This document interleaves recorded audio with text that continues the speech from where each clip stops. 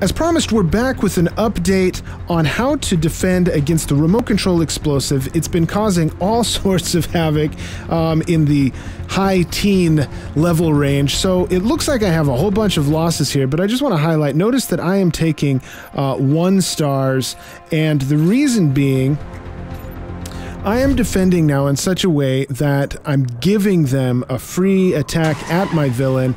They can walk straight in, and Harley's not going to do a whole lot other than she's going to weaken their supervillain, which is kind of a good chunk of my strategy here. And I am maximizing my defense in and to the vault. So here's how this works. People tend to attack my supervillain, then they walk all the way around trying to get as much of the loot as they can on the way. But notice here, they are forced to walk through 1, 2, 3 layers, actually 4 if you want to consider everyone inside of the vault itself. So 4 different rooms with defensive troops, one of which is going to be hidden because I've got my jammer here, and I stuck that in the middle more for the psychology of they don't know what to expect.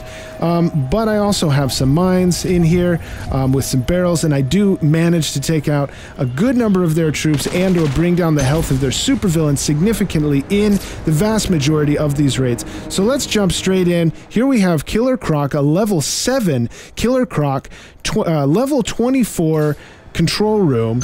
This guy he's significantly higher level, 5 levels higher than I am, and let's see how he does. I'm gonna move the speed up to ×2 just so we can get through a couple of these and really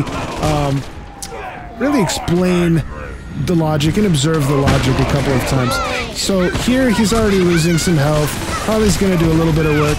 Killer Croc's gonna lose maybe about half of his health, just trying to take down my supervillain.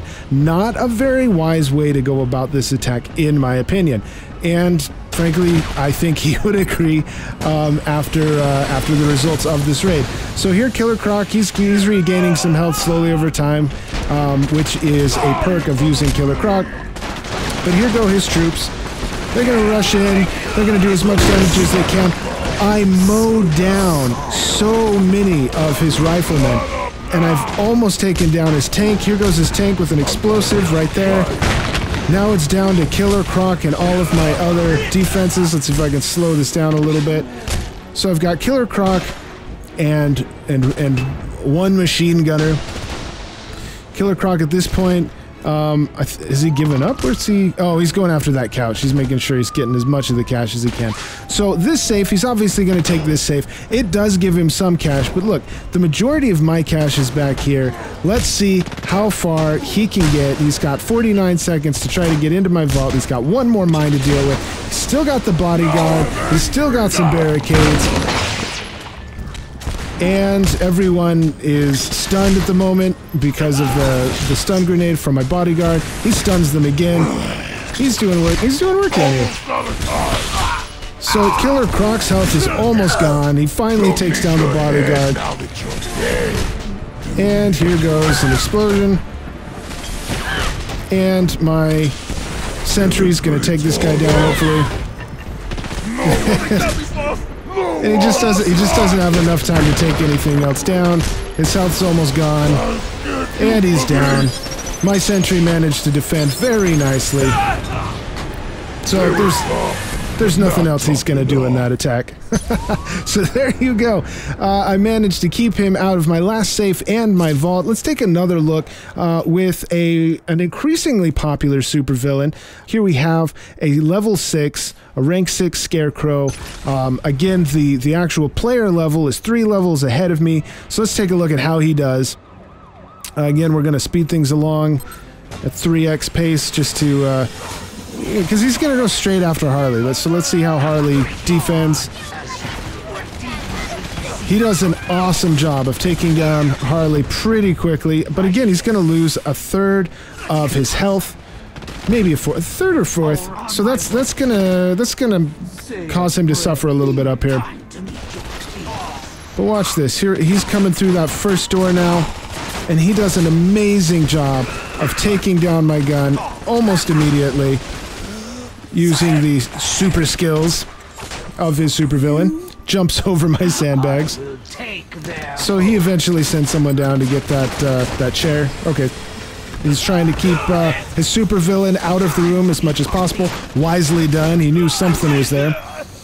Most of his troops are gone at this point, so it's really down to his supervillain and I think like 3 machine guns. They're going to be easy work for the rest of my defense, especially once the rest of my defense gets leveled up a bit. Time to meet your feet. So here, let's see what the Scarecrow does. Let the terror surprise. Surprise, surprise. You're not gonna make it. So he does an amazing job of taking down my defenses with the Scarecrow. Time to experiment. But now it's just down to the Scarecrow, and I've got a sentry still going. I've still got the loony bin pumping out all sorts of troops every time he steps into my kill zone. So let's speed things up. He's bringing them down here to let his superpowers recharge. He's gonna have to do it again, which is really boring to watch. So he's trying to recharge those superpowers. He's just not gonna have enough time to do anything else. So he runs out of time, which in my opinion is another successful defense, taking out that one vault. Let's take a look at one more. Let's switch it up and look at a defense. So offense, we've got a rank 6 Mr. Freeze, which again is pretty it's pretty strong. And actually I think this guy did better than anyone else, I think. We'll find out.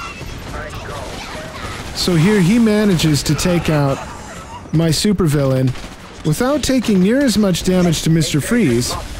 However, I took down his tanks. I took down a good number of his supporting troops. So he has one tank with health that's depleted significantly. Mr. Freeze is going to lag behind his other troops, which is great for me because they're going to be able to take down a few more of his troops by the time Mr. Freeze catches up, probably. So he sends the breaker up north there just to take out as much as he can, which was smart because I hadn't been playing for a while, so they were full of loot. Alright, so Mr. Freeze is in my kill zone. Let's see how he does against... See, he has the really long shot. Takes down that machine gun, that turret as quick as possible. I still managed to take down all of his supporting troops and half of Mr. Freeze's health. So let's speed this up a little bit. I don't want to make this boring to watch. He's going to go into my kill box as soon as he jumps in here. Boom, we take down another almost 1/4 of his health. He does a masterful job of taking down my sentries, but he's down to 1 dot of health. He's going to, again, take down that one safe. And I think he's going to quit. Yep, he quits. He calls it a day. He said, you know, that's successful enough. There's just too much going on up here. So, like I say, this has been a decently successful defensive strategy for me. No one has gotten to my vault except for one level 29 that randomly came through, so I'm going to give that one to him. That's kind of an obvious win. If he can't win, something significantly wrong. So I'm going to keep leveling up my defenses, and I'll update you as I make changes. How to defend against the remote control explosive. Simply put, make it so the remote control explosive is not useful. There's nothing about this setup that allows him to use the remote control explosive to his avail.